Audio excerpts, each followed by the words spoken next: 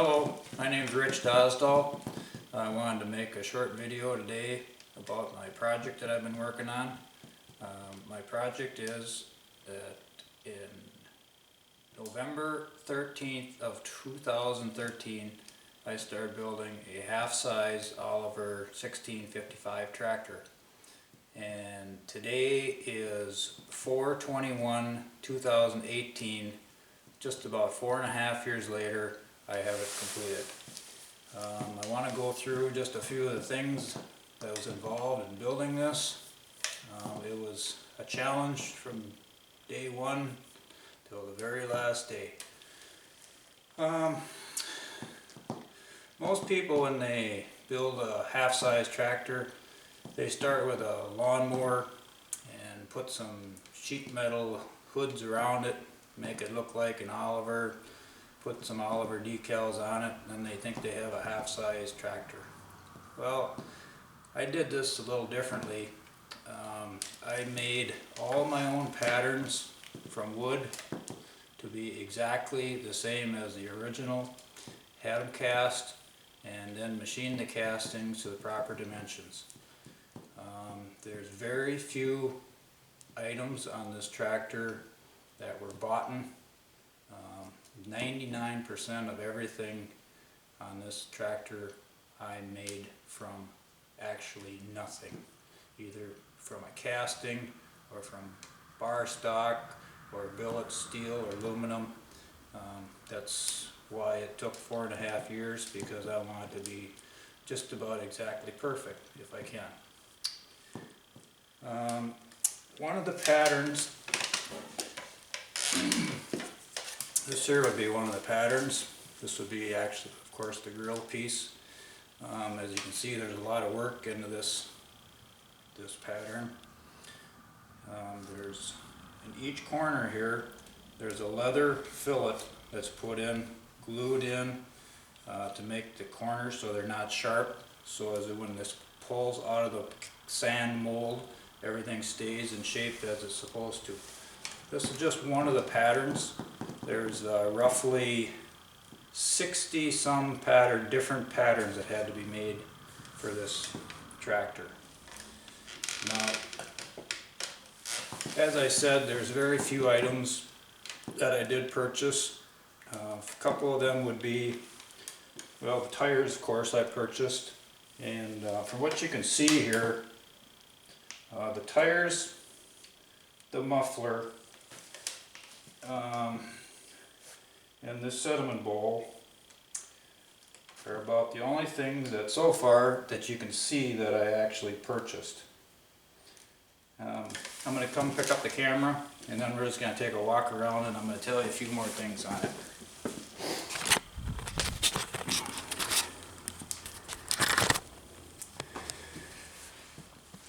The carburetor was 2 castings, and I made a pattern for the castings, had them cast, and then made the carburetor again from nothing. The manifold, the exhaust manifold, is made out of steel. The intake manifold, there's 1, 2, 3 castings that are welded together. The governor, it's a functioning governor. The governor spring, which you see right here, that I actually made. I wind my own springs. Took me several tries to get that spring the right tension, but I got it so that the governor works at low idle and high idle, high speed. The decals, I bought them from a decal company who sells Oliver decals, and they were so bad that I wouldn't even have put them on a toy tractor. So I went ahead and I got patterns that were the original ones from some of my own tractors, my own full-size tractors, and went on my CAD CAM program and I drew them, and I had my local decal man make them, and they are exactly perfect to the original ones.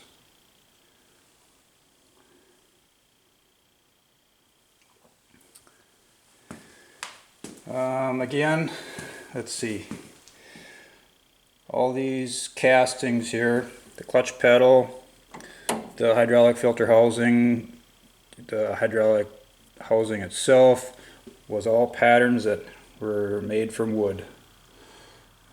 The step has the raised dimples on, just like the original one did have, along with the dimples on the floorboards right here, and there's a set of them back here that are raised up so that you don't slip when your feet are there. The lighting, we have the road position there, or I'm sorry, the field position there where the white one will be on in the back, and then the next position will have the red light along with the flashers. That's the road position in all front ones.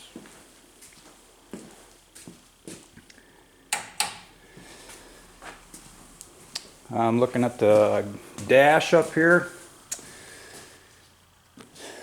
Steering wheel, that was made out of a square block of aluminum, about a 14 by 14 inch by 6 inch solid block aluminum.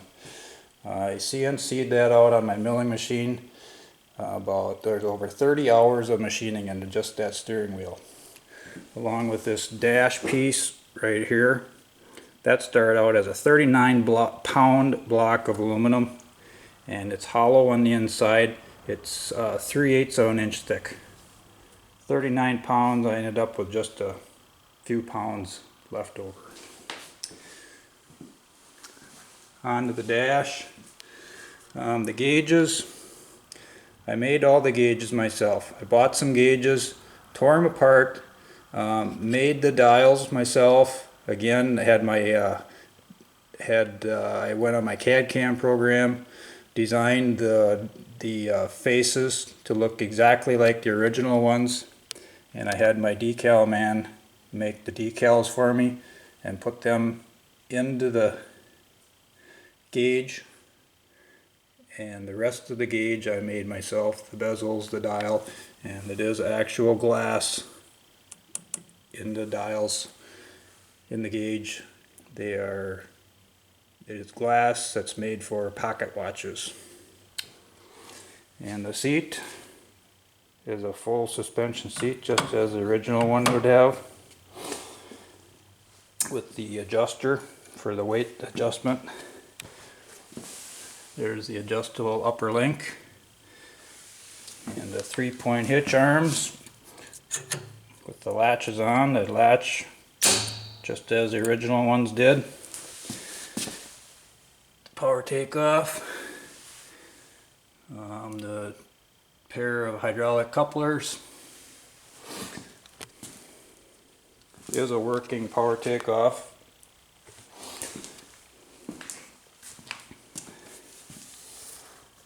The over-under,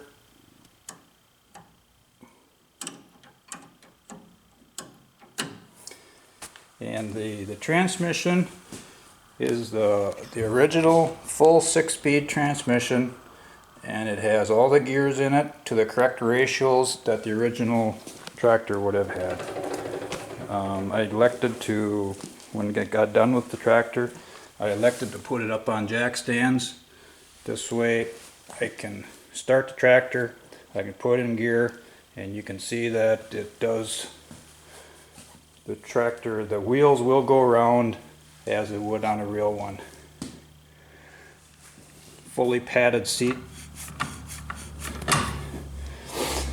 Let's see, what else can I tell you about? This is the distributor cap is one of the items that I did not make. That is from, I forget, something like 30 Chevy or something like that, because it is smaller in size. But the rest of the distributor I did make myself. It has electronic ignition module inside it. There's the alternator with the Delco regulator, which of course I made again from nothing.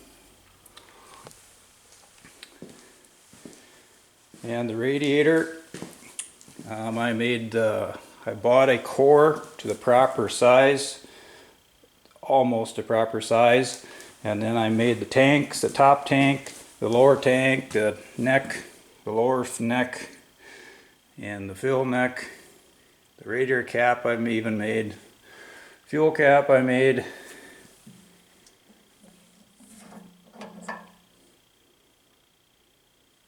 The tank is made out of brass. Pre-cleaner again, made that too.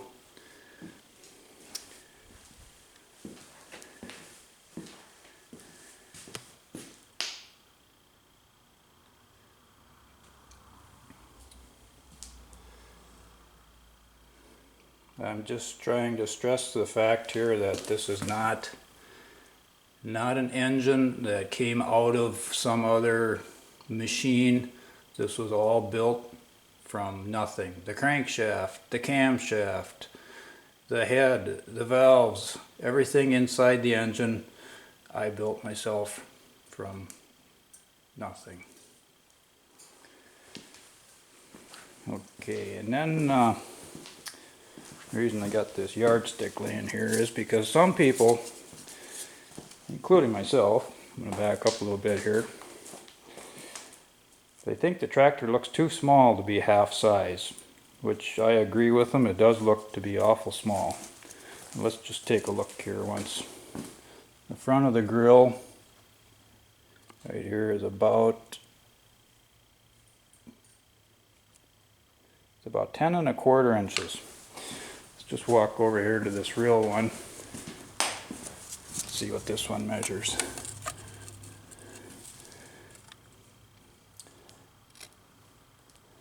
No, look at there, 20 1/2. Exactly half. And the rest of the tractor is also same proportions, half size.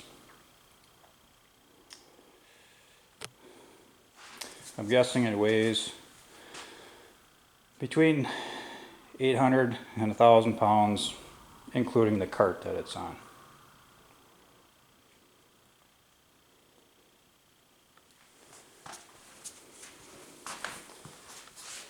Okay, I'm gonna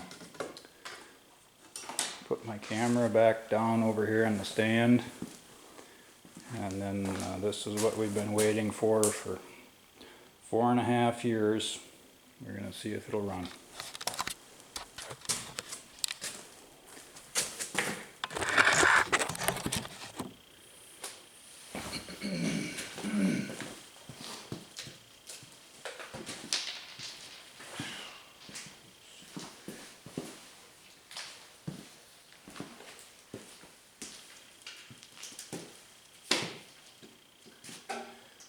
Turn my switch on, and I do have to choke it a couple compressions.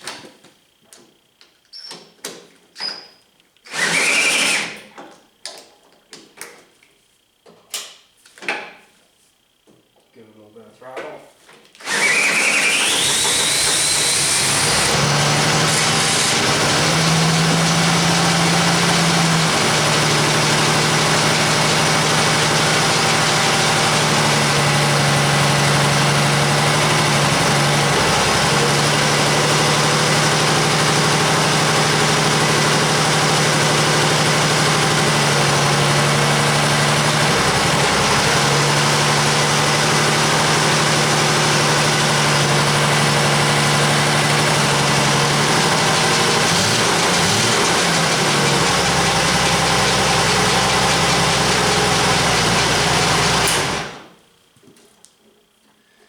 And I'm going to shut the fuel off.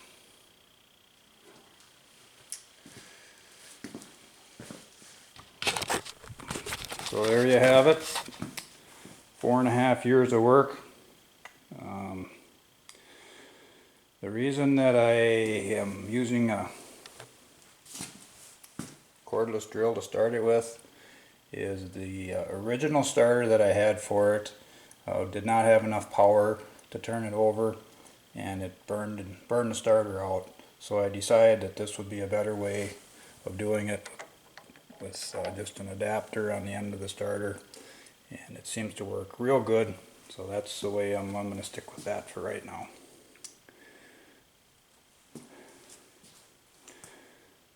So I hope you enjoyed my video. I hope you enjoyed looking at my tractor. And again, my name is Rich Dosdall, and we'll talk to you again sometime.